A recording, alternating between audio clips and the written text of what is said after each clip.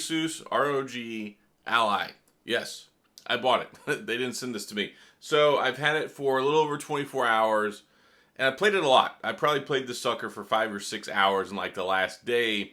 Finally able to play some games that my Steam Deck can't play. Now, I was really excited about the Steam Deck. I pre-ordered it like a year in advance, and then it showed up and I couldn't play a lot of the games that I wanted to play, which is very frustrating. One of my favorite games is Dead by Daylight. I like to play that game. I like to play it a lot, and I was really looking forward to being able to play it, and then it's incompatible with the Steam Deck because of the anti-cheat software. So, I was happy about this. I went and I bought it, got it yesterday, and there's a lot of differences, and I actually like this quite a bit better than the Steam Deck. Now, that doesn't mean the Steam Deck is bad. I mean, I own it. I bought it. I do enjoy playing some games on it. There's a lot you can do to the Steam Deck. If you want to dive in it, I mean, I heard some guy mention that he like dual loaded. He's got Windows and he's got the Steam Deck operating system on there. Most people aren't going to do that. And my thing is, it's great having Windows 11 straight out of the box because all you have to do is just fire it up and go to town. It's just like a PC because that's what it is. It's not running a Linux-based operating system. It's not running the Steam Deck platform. It's straight up Windows.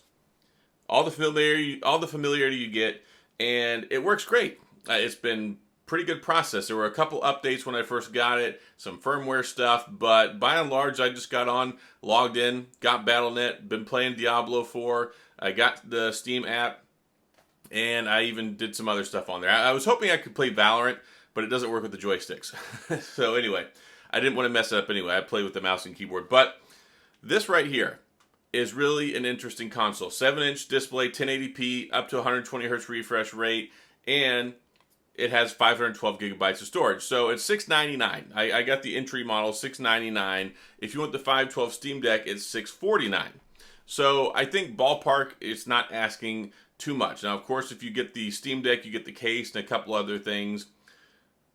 I haven't really run into that problem yet. Like, I will probably get a case later, but really the $50 I don't think is that big of a deal. It comes with the 65-watt charger, and I like a lot of things on here. It's definitely ASUS Republic of Gaming. Of course, you've got the joysticks. They've got the little illuminated LED rings around them, so you can find that easily, see that while you're playing games. You don't have to worry about where your joysticks are. Speakers are top-notch. Definitely nice having these front-firing speakers. They put out lots of sound. The screen is nice and bright, up to 500 nits brightness, I believe, up to 120 hertz refresh rate. And I say up to because there's different modes on here. So you can use the special ASUS button here, and it pulls up some of the controls that you have. So it allows you, it's the command center button, it allows you to change things. So you can adjust the wattage for better performance on the games, but it also will eat up more battery. And I wanted to title this, it's like the best hour of your life. I played some Dead by Daylight on the medium setting, like just normal performance. So there's 3 different modes. So you've got silent mode, which is 10 watts. So if you're just playing something simple, doesn't require a lot of power, that's going to last the longest, use that.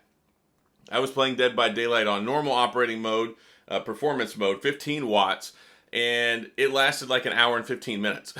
Like 100% battery, basically dead in an hour and 15 minutes. And then I was like, well, let me crank up the juice to 25 watts. It's called turbo mode. It was using 25% of the battery per game of Dead by Daylight. So I barely got a little over 3 games out of it before I was like, okay, I got to plug this in. It's not going to make it through a 4th. So the battery life's not great, but it's not really so much intended to just sit there and play untethered to a power supply. And of course, you can use a battery bank if you want. You can, of course, charge it and plug it in. And that's pretty much how I've been playing it. This is a very much portable game console. Like, it's portable gaming PC is what it is. It's not just like, okay, let me play my Nintendo. Let me just do some streaming stuff. Like, I've got the Logitech G Cloud, and it's just a streaming console, but you can install some Android apps on there as well. And it's fine. But it's like $299. This costs a lot of money, $699. Quick answer. Do I think it's worth it? Totally. And this is great because a lot of times I sit at the computer all the time. And I like handheld gaming. I like portable gaming because I can just lay in my bed, sit on the couch, relax. I'm not sitting here stuck staring at my monitor, keyboard, mouse, all that stuff. So I really appreciate this. I like this. This is what I hope the Steam Deck would be. This is everything I hope the Steam Deck would be. And Now I have it, and it's great. And if you were kind of disappointed with the Steam Deck, if you were looking for a different solution, I think this will make a lot of people happy. And it's so intuitive. It's like second nature. You just get on, you go install your apps, you install your game services, install your games, you're good to go. And there were so many incompatibility issues with the software, like the games on the Steam Deck. It just drove me crazy. Like, I wanted to play Fall Guys. I had to go through all these hoops and like basically do some hacking stuff to try and get it to work.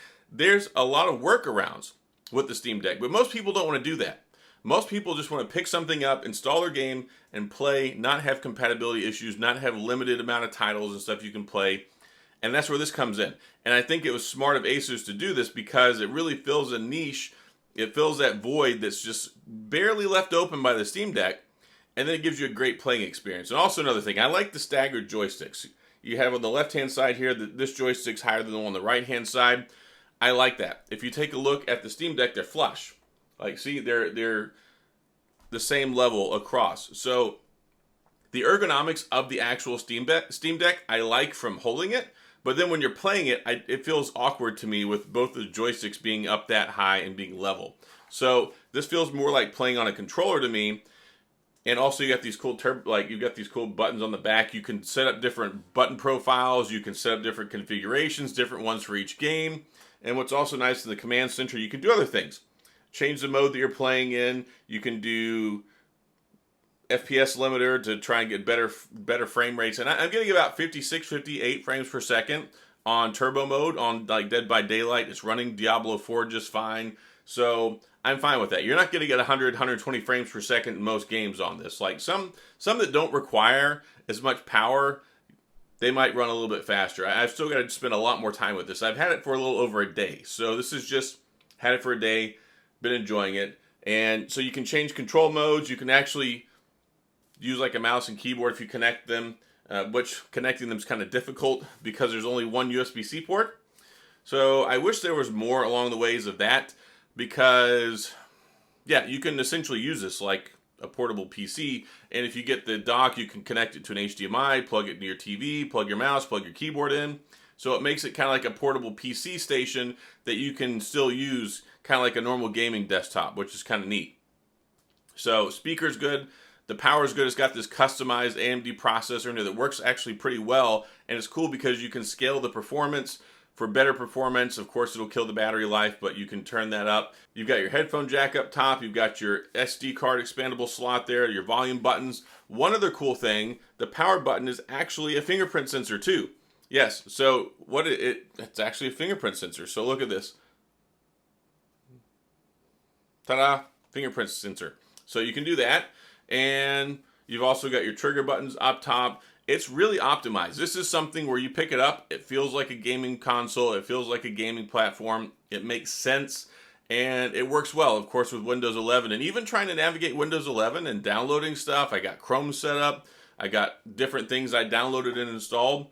It's pretty intuitive, and if you've got a background of using Windows, it makes a lot of sense, and it feels a lot faster. It doesn't feel as clunky or as laggy. Like, I don't really like the Steam Deck setup, and it's really just kind of a pain in the rear to me. I really don't enjoy it.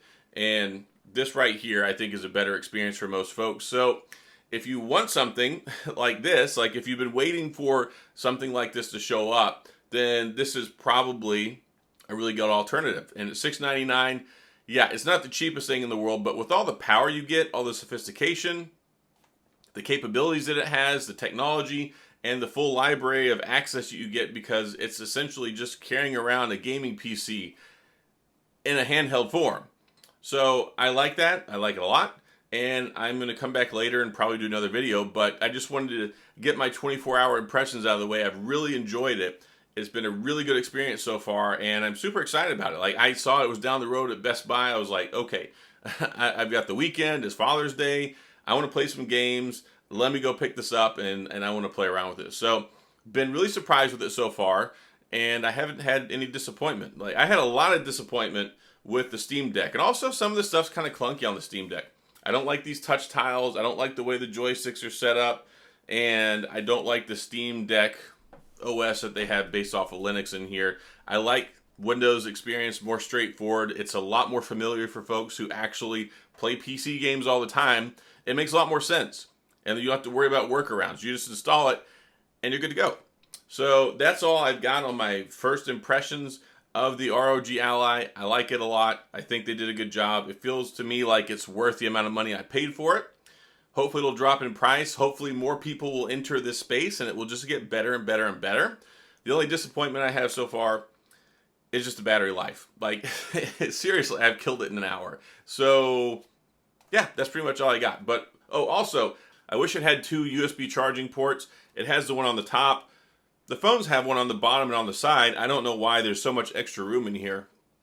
They could very easily put one on the bottom as well. But, yeah, having a great experience so far. I'll come back. I'll follow up on this later.